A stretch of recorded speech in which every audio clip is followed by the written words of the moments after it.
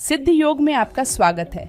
हम आप सबके लिए ऑनलाइन योग कक्षाएं आयोजित कर रहे हैं जो अंग्रेजी और हिंदी दोनों भाषाओं में उपलब्ध हैं।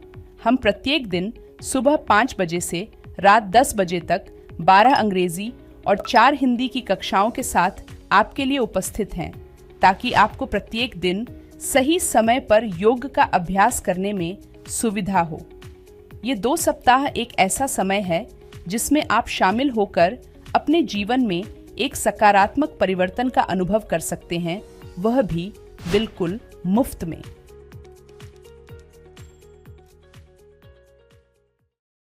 दोस्तों, क्या आपकी लोअर बॉडी बहुत ज़्यादा स्टिफ है, वो बहुत ज़्यादा कमज़ोर है, आपकी जो पेल्विक जॉइंट हैं वो बहुत ज़्यादा स्टिफ हैं, आपकी पेल्विक मसल्स की फ्लेक्सिबिलिटी कम है, आपके जो नी जॉइंट हैं उनमें बहुत कम स्ट्रेंथ है, साथ ही साथ आपका जो कंसंट्रेशन है वो अच्छा नहीं है, आप किसी भी एक चीज़ पर फोकस नहीं कर पाते हैं, आपको जो है पेट से रिलेटेड समस्याएं रहती हैं, तो हम आपको बताएंगे एक ऐसे आसन के बारे में जो आपकी इन सारी समस्याओं को दूर करने में आपकी हेल्प करेगा, जिसका कि नाम है उत्थित हस्त पादंगुष्ठासना बी। ये इस आसन का संस्कृत नाम है। इंग्लिश में हम इस आसन को standing hand to big toe pose बी कहते हैं। मैं अतुल मिश्रा सिद्ध योगा से आपका स्वागत करता हूं।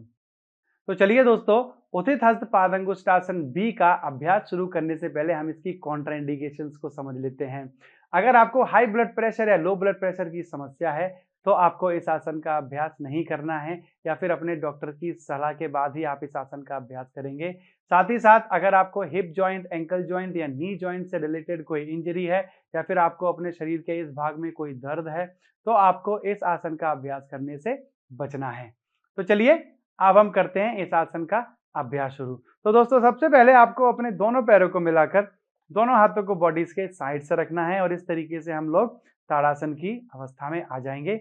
यह आसन एक बैलेंसिंग पोज है, तो यह आसन बैलेंसिंग पोजेस की कैटेगरी में आता है। साथ ही साथ यह आसन खड़े होकर करने वाले आसनों की कैटेगरी में भी आता है, इसलिए इस आसन का अभ्यास हम खड़े होकर करते हैं। और जैसे कि मैंने आपको बताया कि यह बैलेंसिंग पोज है, तो इस आसन में बैलेंसिंग के लिए स्टार्टिंग में आपको हो सकता है स्ट्रगल करना पड़े, इसलिए हम आपको सबसे पहले यही बताएंगे कि किस तरीके से वॉल के सपोर्ट के साथ आप इस आसन का अभ्यास कर सकते हैं। क्योंकि अगर आपको बैलेंसिंग से रिलेटेड प्रॉब्लम है तो आपको इस आसन का अभ्यास वॉल के साथ ही शुरू करना है। तो आपको दोस्तों दोनों पैरों को मिलाना है और दोनों एड़ियों को वॉल से थोड़ा सा दूर रखते हुए इस तरीके से आपको वॉल की सपोर्ट से खड़े हो जाना है। आपके जो दोनों हिप्स हैं और दोनों शोल्डर हैं वो वॉल से टच रहेंगे। उसके बाद आपको दोनों हाथों को अपनी कमर पर रखना है। साथ ही साथ स्टार्टिंग में आप बेल्ट का यूज कर सकते हैं। अगर आपके पास ये बेल्ट अवेलेबल नहीं है तो घर पर कोई भी टॉवल या चुन्नी के साथ भी आप इस आसन का अभ्यास कर सकते हैं। तो दोस्तों, आपको सबसे पहले योगा बेल्ट या घर पर कोई भी जो कपड़ा अवेलेबल है वो आप ले सकते हैं। उसके साथ आपको अपने दोनों हथेलियों को इस तरीके से अपनी कमर पर रख लेना है। उसके बाद धीरे धीरे आपको अपने दाएं पैर को घुटने से बेंड करते हुए ऊपर की तरफ उठाना है और इस तरीके से बेल्ट को आपको यहाँ अपने पैर में फंसा लेना है। उसके बाद सबसे पहले जो आप आगे की तरफ झुके हैं तो आपको अपने पोस्चर को करेक्ट करना है इस तरीके से। तो दोस्तों, इस आसन में आने के बाद, इस पोजीशन में आने के बाद आपको देखनी है अपने बाएं पैर की पोजीशन। अगर आपका बायां पैर जो है वो घुटने से बेंड हो रहा है तो आपको सबसे पहले अपने बाएं पैर को घुटने से सीधा करना है। जब तक आपका जो बायां घुटना है वो सीधा नहीं होता है तब तक आपको इस पोस्चर में आगे की तरफ नहीं जाना है। उसके बाद आपको देखना है बैलेंसिंग के लिए, तो आपका जो बायां पैर है उसके जो पंजे हैं उसको आपको दबा के रखना है मैट पर या फिर फ्लोर पर, जैसे भी आप खड़े हुए हैं, जिससे कि आपकी अच्छी ग्रिप बन जाएगी। तो ये आपको बैलेंसिंग में हेल्प करेगा। उसके बाद अपने दाएं पैर को धीरे से आपको साइड में लेके आना है। साइड में लाने के बाद आपको धीरे धीरे इसको अपने घुटने से सीधा करना है। सीधा करने के बाद इसको वॉल की तरफ प्रेस करेंगे इस तरीके से। तो यहां आपको इस आसन का अभ्यास इस तरीके से करना है। बहुत ज्यादा अपने पैर को इस तरीके से ऊपर नहीं उठाना है, आपको अपनी कोहनी को बेंड नहीं करना है। आपकी जो कोहनी है वो सीधी रहेगी, स्पाइन जो है वो सीधी रहेगी। तो इस तरीके से आप इस आसन का अभ्यास शुरुआत में करेंगे वॉल के सपोर्ट से और बेल्ट के साथ। तो यहाँ आपको दोनों पेल्विक बोन्स को एक लाइन में रखना है। तो ये आसन आपकी पेल्विक बोन्स की फ्लेक्सिबिलिटी को बढ़ाता है, आपके हिप जॉइंट की मोबिलिटी को बढ़ाता है, आपकी पेल्विक बोन्स को स्ट्रेच करता है, आपकी हैमस्ट्रिंग मसल्स को स्ट्रेच करता है, आपकी पेल्विक मसल्स को स्ट्रेच करता है ये आसन। साथ ही साथ आपकी पैरों की स्ट्रेंथ को बढ़ाता है। तो इस पैर में जो आपने ऊपर उठा रखा है यानी कि आपका दायां पैर, तो इसकी जो मसल्स हैं वो स्ट्रेच हो रही हैं। साथ ही साथ जो पैर आपका मैट पर है उसकी स्ट्रेंथ भी बढ़ती है इस आसन के अभ्यास से। वापस आने के लिए आपको धीरे से बैंड करना है और इसको नीचे वापस कर देंगे।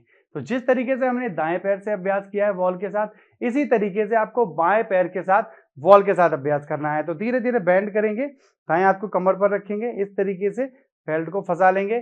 फिर अपने आप को, अपने स्पाइन को, पोस्चर को सीधा करना है, घुटने को अपने सीधा करना है दाएं। उसके बाद इसको साइड करते हुए धीरे धीरे अपने बाएं पैर को भी सीधा कर देंगे। अगर आपको बैलेंसिंग में परेशानी आ रही है तो आप क्या कर सकते हैं कि अपने पैर को थोड़ा सा और आगे करके भी इस आसन का अभ्यास कर सकते हैं। तो अपने फ्लेक्सिबिलिटी के अकॉर्डिंग आपको जो है पोस्चर एडजस्ट कर लेना है। तो यहाँ पर कुछ लोग जो है वो पीछे की तरफ झुकेंगे इस तरीके से इस आसन के अभ्यास में। तो ध्यान रखना है, पूरा सीधा करने के बाद आपको अपना पोस्चर धीरे धीरे ठीक कर लेना है। श्वास प्रश्वास को कंटिन्यू रखना है, शोल्डर्स एक लाइन में, पेल्विक बोन्स एक लाइन में। फिर बैंड करते हुए धीरे से इसको वापस लेके आएंगे। तो ये दोस्तों हमने वॉल के साथ इस आसन का अभ्यास किया है। अब हम इस आसन का अभ्यास करेंगे बिना सपोर्ट के साथ। तो जब आप सपोर्ट के साथ अभ्यास करते हैं तो धीरे धीरे आपकी जो मसल्स हैं और बोन्स हैं वो इस आसन के लिए ट्रेंड हो जाती हैं। तो कुछ समय के लिए आपको वॉल के और बेल्ट के साथ ही इस आसन का अभ्यास करना है। बैलेंसिंग थोड़ी सी हार्ड होती है इस आसन में, इसलिए आपको सबसे पहले वॉल की सपोर्ट के साथ ही इस आसन का अभ्यास करना है। अब हम करेंगे इस आसन का अभ्यास बिना वॉल सपोर्ट के और बिना बेल्ट के।